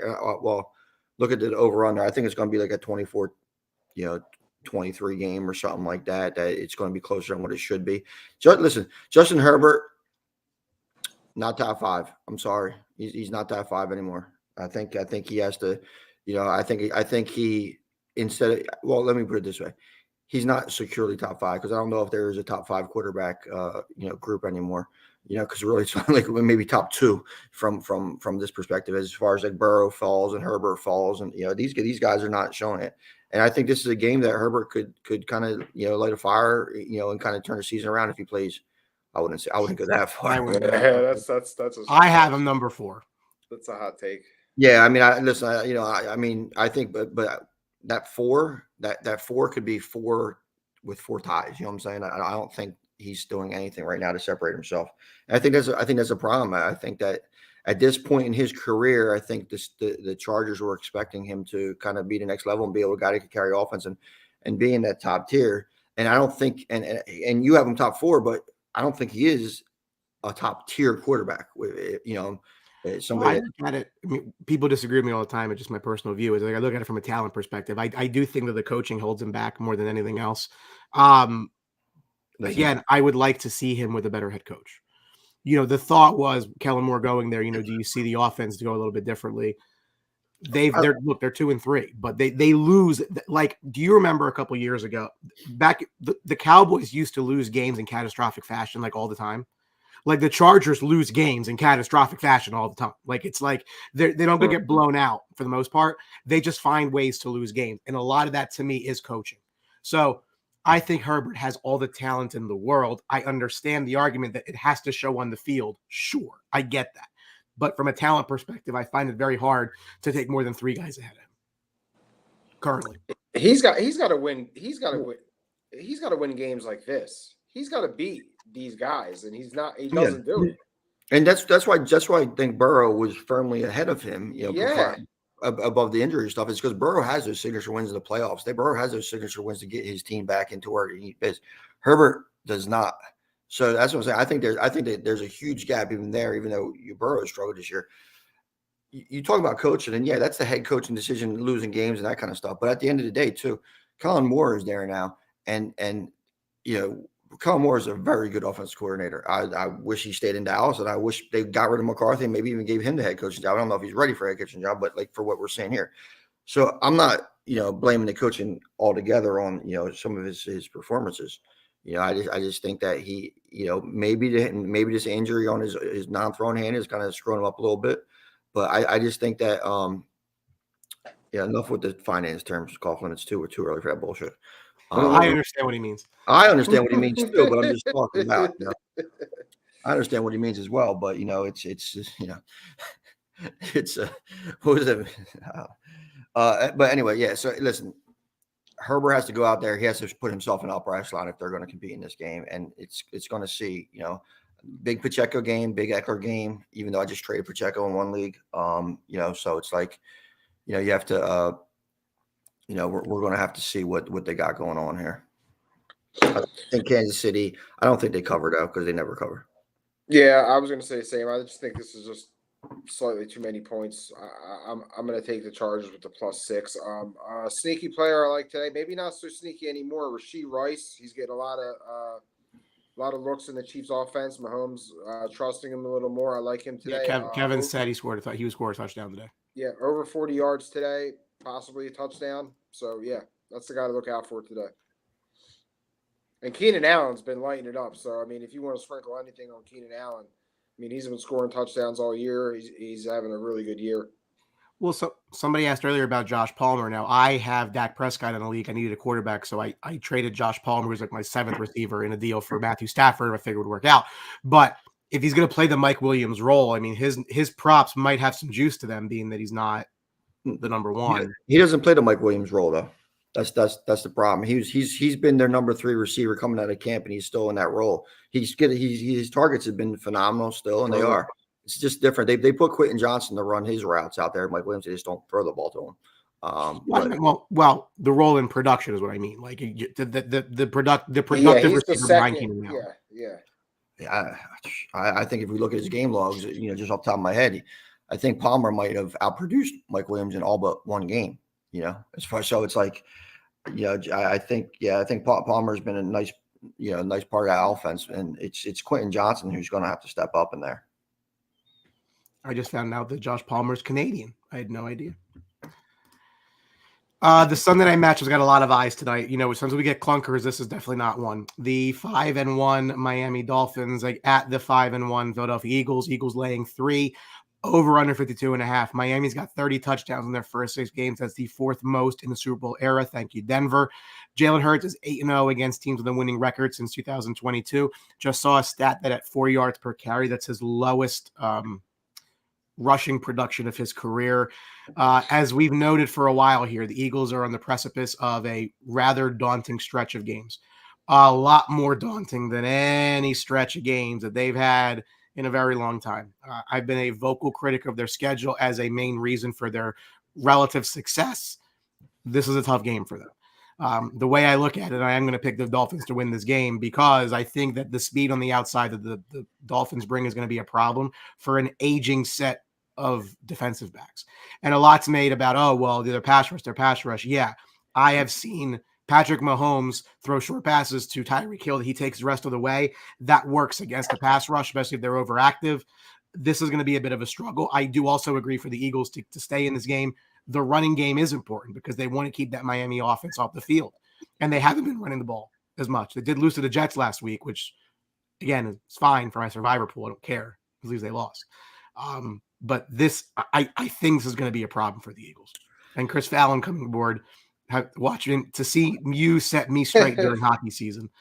It's always hockey season. When's every year? When's hockey season start? It never ends. When do they play regular season games? They've been playing regular season games for about 2.5 weeks. And no, well, if you don't, that's why Brian that's why Brian knew that Joshua Palmer was Canadian because I just saw it on the screen. But go ahead. No, McLaughlin, I know when hockey season starts. I'm just busting his He's ball. just breaking my yes. Listen, I like hockey as a sport. To be honest with you, I'm a Devils fan. I'm not a Philly fan, so it's hard to get games nowadays. Because I don't subscribe to that stuff. ESPN killed hockey a long time ago. Hockey screwed up. Worst marketing since I don't know the Etzel. Hockey red zone's coming. I heard. Yeah. So but like one day. But anyway, listen. This game, this is a great game because there's both teams could exploit matchups. There's clear ways that teams should win this game, right? Dolphins, the short passing game could literally expose what the Eagles have struggled with. And yes, the defensive line is going to get pressure on Tua and cause that. But, he gets the ball out so quick. His release is so quick. Jalen Waddle and Tyreek Hill should feast on the quick hitters. We see most of, that speed everywhere is just so difficult to contain. And Jeff Wilson is back. He's going to pick up the blitz. He's another speed burner. So, it's just get some more weapons.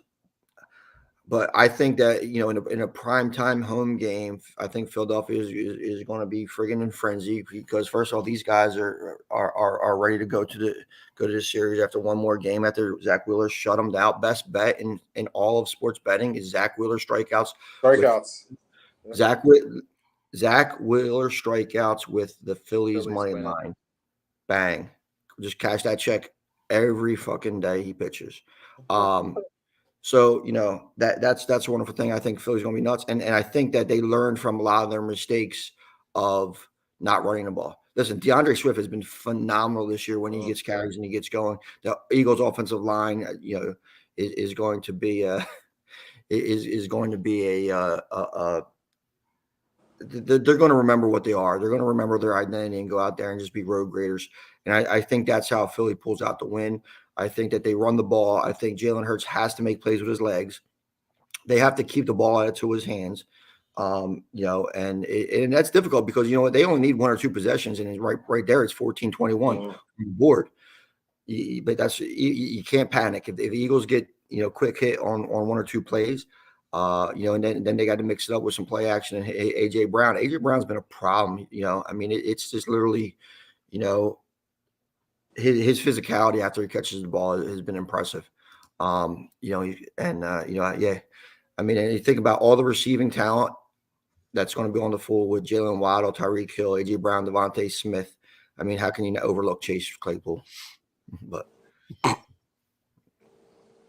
this game could go in so many different directions tonight. It's very intriguing. I agree with Tony. I think, the Eagles are going to have to get back to bully ball, just like they did against the Vikings that day. Swift, Hurts, run the ball, keep the ball out of the Dolphins' hands. But this is a tough one. I'm actually leaning the under 52 because it's counterintuitive. Yes. Yeah, you're right. I think everyone is going to be expecting this game to be a shootout, and I think maybe it might be tighter than expected. I'm going to go with the Eagles on the money line and the under here tonight. Thoughts on Julio Jones? Love Julio Jones. Jones. Why not? They lost Quez and the other guy they had. Why not bring in Julio and see what he's got? Yeah, listen, he still has the hands, although he did drop a famous ball in Philadelphia a few years ago. That kind of still hurts. But he has a does he have anything left in the tank? Listen, he's got a big body. He's got good hands. He fits a role that the Eagles really don't have on the outside. Besides A.J. Brown, they don't have anybody out there that has a good, I mean, you have the Slim Reaper who's tiny. But I think if he could get a size and he's just somebody else that they could, you have another reliable receiver.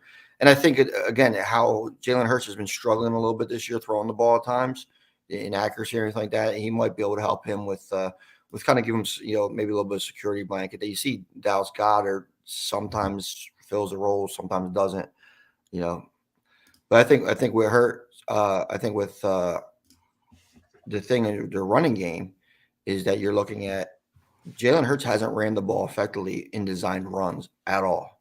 Mhm. So I don't know if they're tipping their plays or whatever, but I think they have to get a little bit more creative with that. Maybe do more rollouts, run pass options on the outside for him or something like that. I think that's going to help that Eagles offense too. Yeah, I agreed with Drew earlier this morning too. I think that Dallas Goedert will play a big role in this game tonight. I think the Dolphins are going to have trouble covering him if they're keyed up on Brown and Smith and Jones when he comes in. So I think the Eagles could utilize Goddard tonight in that aspect. Yeah, I mean Goddard's been Goddard's been effectively, he's been getting targets. It's just he hasn't really compiling too many yards. I mean, he had the one game a couple weeks ago against the Rams. They had a big opening drive. I think he had like 50 some yards on his first opening drive, and then he kind of was like, kind of filled in for it. But I mean, he's gets the targets, but just he doesn't really move the chains as often as you would expect him to do. Rushing over under with Hurts. I haven't looked at Hurts' props yet on rushing over under. I'm not touching it. I used to touch it all the time, but it just seems it's that's not. it.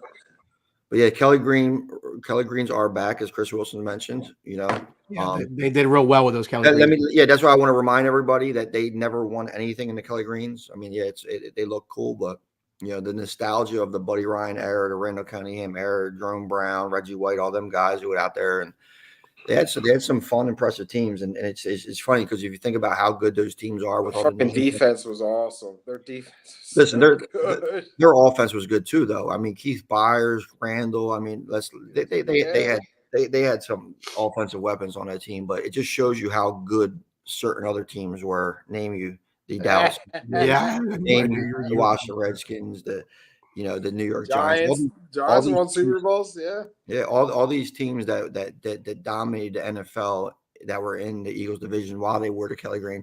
Kelly Green. All that means is they never won anything. So it's a throwback to a losing era in Eagles football. They still should wear all black shoes tonight too, though. I'm sure AJ Brown will have something. Something pink on he'll wear. They won the bounty ball on those units, and I think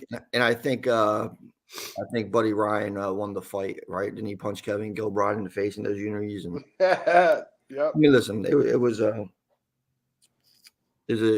a fun time in Eagles, but I think those teams are probably better than any team that went to this. Well, not probably. I don't know that those teams probably were the best teams the Eagles ever had, though. To be honest, with you. Seriously, I mean no question of defense. I mean the fucking defense was absurd. Yeah, and you think Randall in this era? I mean, it would just be something fun to watch, but they still weren't good enough to beat the Cowboys. I think there's going to be a problem for the Eagles. Again, the Eagles should run the ball if for no other reason than to keep Miami off the field. That's a beautiful reason. That's the best reason. I don't think like you need to adjust your game plan to do that. Like that's been your bread and butter forever. Like I don't care who's yelling on the sidelines about catches and everything else. Like you need to do what your strength is if you want to win this game. Yeah, Lane Johnson's playing. Mm-hmm. So I mean, he's that's big. They're big. There's no other greater barometer of success for the recent Philadelphia teams is whether Lane Johnson plays. Lane Johnson plays. They're a good team. Lane Johnson doesn't play, they lose. So I mean, it's pretty easy. Just about. I mean, we talked earlier. I mean, I think the Eagles could easily push around this Dolphins defense. I mean, that's the one advantage the Eagles are going to have. I think they're going to be going against a lesser defense than theirs. So Raucous house tonight. Give me the Birds on the money line. If you take the half point, -2.5. Can't wait to see how many of my employees call out tomorrow. Sunday night should be good. Monday night, not so much, as the 5-1 49ers look to avenge that one loss, visiting the 2-4 Vikings, laying 6.5 on the road. The over-under is 44. Niners have won 6 straight in prime time, longest active streak. Minnesota is the first team in the illustrious history of the NFL with 14-plus passing touchdowns and nothing on the ground through 6 games. Amazing. Nothing on the ground through 6 games. So I don't look. They're not going to win this game. I don't think San Fran's going to drop 2. I know it's a road game, Tony, but still, the question: Minnesota's defense is not good either, so they should be fine. No Debo. Christian McCaffrey should play tomorrow night. I mean, that's good. You know, it's hard to not pick the 49ers in this game, but especially when there's no Justin Jefferson on the other side. You know, they should be that offensive line for the 49ers should just control this game completely. I don't know. Trent Williams got hurt last week too. I don't know what his status is. I haven't seen it. What was that? Did anybody know his update? No, I know he got hurt. I haven't seen his status. Yeah, so I mean that's going to be a key too. It's going to be interesting to see. I mean, you know, we talked a little bit about Brandon Ayuk last week. You know, and I think he continues to have a good game against a bad defense. McCaffrey, Mason might be able to get a touchdown here as well. The Vikings run offense is just non-existent for the most part, and I don't think it's I don't think it's a Matson problem. I think it's more of a offensive line problem. I think it's a philosophy problem. These other receivers for Minnesota's they're going to have to step up. You know, Addison is supposed to be a big receiver. You know, and then you got KJ Osborne that's kind of in the mix as well. They're going to have to step up. Hawkinson is going to have a big game for this. Primetime home dog, you never bet against them. I'll take the Vikings plus the 6.5 if I had to pick the game. Not something I'm going to touch though, but I do think the 49ers, probably win, 24-20 or something like that. Yeah, the Vikings non-existent running game is not a recipe to beat the 49ers. You're not doing Kirk Cousins any favor dropping him back just about every play or relying on him to lead the ball down the field against this defense. One thing as I'm interested to see is how Purdy comes back from not playing probably one of his worst game that he's been out there. So I'm interested to see how he bounces back. I guess the Vikings defense is the team to do it against. So yeah, I mean this game's tough. The Niners on the money line. I mean, I'm really not even touching this game. It's on Monday night. I am not watching this game Monday night. I think most people are by this. Listen, by the time this game comes on, I think most people are going to be still celebrating the Phillies win and going to the World Series. So I think.